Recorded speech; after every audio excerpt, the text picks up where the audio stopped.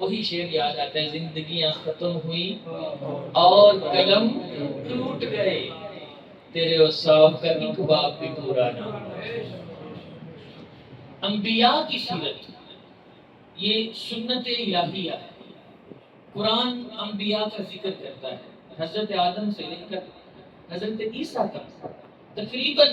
حضور کو ملا کر قرآن نے 26 انبیاء کا ذکر فرمایا ہے، یعنی جن کا نام لے کر ذکر کیا ہے، جن کے کچھ نہ کچھ حالات بیان فرمائے۔ حضرت آدم کے حالات قرآن نے بیان فرمائے، حضرت نوح کے حالات قرآن نے بیان فرمائے، حضرت ابراہیم کے حالات قرآن نے بیان فرمائے، حضرت یوسف کے حالات قرآن نے بیان فرمائے، حضرت یونس کے حالات قرآن نے بیان فرمائے، حضرت موسیٰ کے حالات قرآن نے بیان فرمائے، حضرت عیسیٰ کے حالات قرآن نے بیان فرمائے، حضرت ہارون کے حالات قرآن نے بیان فرمائے، حضرت ہود کے حالات قرآن نے بیان فرمائے، حضرت صالح کے حالات قرآن نے بیان فرمائے۔ کئی انبیاء کا نام لے کر ان کی تبلیغی جد و جہد کو قرآن نے بیان فرمایا، ان کی حق کی خاطر ان کی مشقتوں کو قرآن نے بیان فرمایا۔ قرآن نے رب کے ساتھ ان کی جو دعائیں ہیں، جو التجائیں ہیں، ان کو ذکر فرمایا۔ اور جب قرآن نے ہمارے آقا کا ذکر فرمایا، سبحان اللہ، قرآن نے جب حضور کا ذکر فرمایا تو خدا کی قسم ایک مسلمان، ایک عاشق رسول قرآن کو جہاں سے پڑھتا ہے اس کو حضور کا وہاں سے فضل نظر آتا ہے، حضور کی شان نظر آتی ہے، حضور کا رتبہ نظر آتا ہے۔ یہ سیرت کا ہی عنوان ہے۔ رومی کشمیر نے کیا خوب کہا تھا، شداں مداں زیراں زبراں سب شان تیری وچ آئیاں، آما لوکاں خبر نہ کائی خاصاں رمضاں پائیاں۔ حضور کا اس انداز سے قرآن حضور کی سیرت کو اس انداز سے بیان فرماتا ہے، خدا کی قسم بڑا ہی نرالا انداز ہے۔ قرآن مجید میں حضور سید عالم صلی اللہ علیہ وسلم کی رسالت کا ذکر،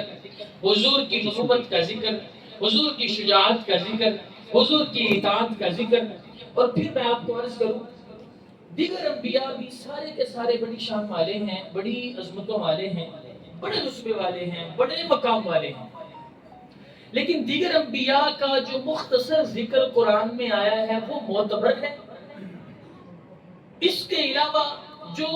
حضور کی حدیثوں میں ذکر آیا ہے، تو جو ہے آپ کو یا قرآن میں آیا ہے یا پھر امام الانبیاء کی احادیث میں ذکر آیا ہے،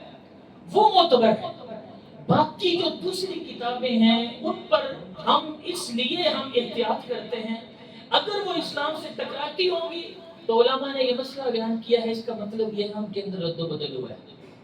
باتیں وہی ہم اوکے کریں گے جو قرآن کے مطابق ہوں گی اور حضور کے فرمان کے مطابق ہوں گی۔ وہ مختصر ذکر ہمیں ملتا ہے، لیکن جب ہم حضور کی ذات کی بات کرتے ہیں تو حضور کی امت نے حضور کا ذکر کرنے کا اس انداز سے اہتمام کیا، اس انداز سے اہتمام کیا کہ حضور علیہ السلام کی ایک ایک نسبت کو علماء نے محفوظ فرما دیا، ایک ایک وصف کو محفوظ فرما دیا۔ یعنی علماء نے ہمیں یہ بھی بتایا کہ نبی پاک صلی اللہ علیہ وسلم کی داڑھی میں سفید بال آئے تھے تو وہ تعداد میں کتنے تھے۔ علماء نے یہ بھی محفوظ کر دیا کہ حضور سید عالم جب لباس پہنتے تھے تو ان لباسوں کے اندر دھاریاں سرخ رنگ کی ہوتی تھی یا سبز رنگ کی ہوتی تھی۔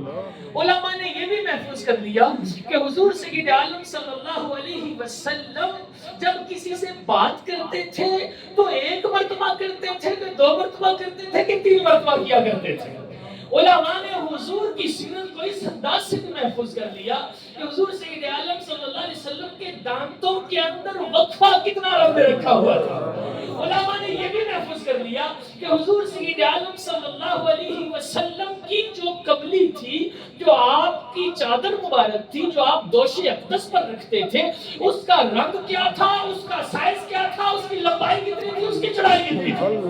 علماء نے حضور کی سیرت کو یوں بھی محفوظ کر لیا کہ حضور سید عالم صلی اللہ علیہ وسلم کی آل کا ذکر بھی محفوظ کر لیا، اصحاب کا ذکر بھی محفوظ کر لیا، خاندان کا ذکر بھی محفوظ کر لیا، حضور کی عادات بھی محفوظ کر لی، حضور کے افعال بھی ذکر کر دیے، حضور کے اعمال بھی ذکر کر دیے، حضور کے اقوال بھی ذکر کیے، حتیٰ کہ یہ بھی بتایا حضور جس سواری پر سوار ہوتے تھے اس کا نام کیا رکھا ہوا تھا۔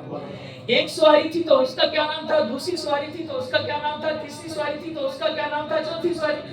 ایک ایک حضور کا محفوظ کیا، ایک ایک نسبت کو محفوظ کیا، ایک ایک ادا کو محفوظ کیا، تاکہ کل قیامت تک جب بھی کوئی دنیا میں آئے تو وہ یہ نہ کہے میں حضور کو فالو تو کرنا چاہتا ہوں لیکن مجھے اس حوالے سے حضور کی تعلیمات نہیں ملتی۔ فرمایا نہیں، لقد کان لکم فی رسول اللہ اسوۃ حسنہ، دنیا والوں ساری کی ساری کائنات کو قرآن اعلان کر رہا ہے، کوئی کسی بھی شعبے سے تعلق رکھتا ہے، کوئی کسی بھی زندگی کی کسی بھی صورت سے تعلق رکھتا ہے، مسجد کا امام ہے وہ بھی اس کلام کا مخاطب ہے، کوئی قاضی ہے، جج ہے، وہ بھی مخاطب ہے، کوئی غازی ہے وہ بھی مخاطب ہے، کوئی بازار میں بیٹھا تاجر ہے وہ بھی مخاطب ہے، کوئی ماں کا بیٹا ہے وہ بھی مخاطب ہے، کوئی بیوی کا شوہر ہے وہ بھی مخاطب ہے، کوئی بہن کا بھائی ہے وہ بھی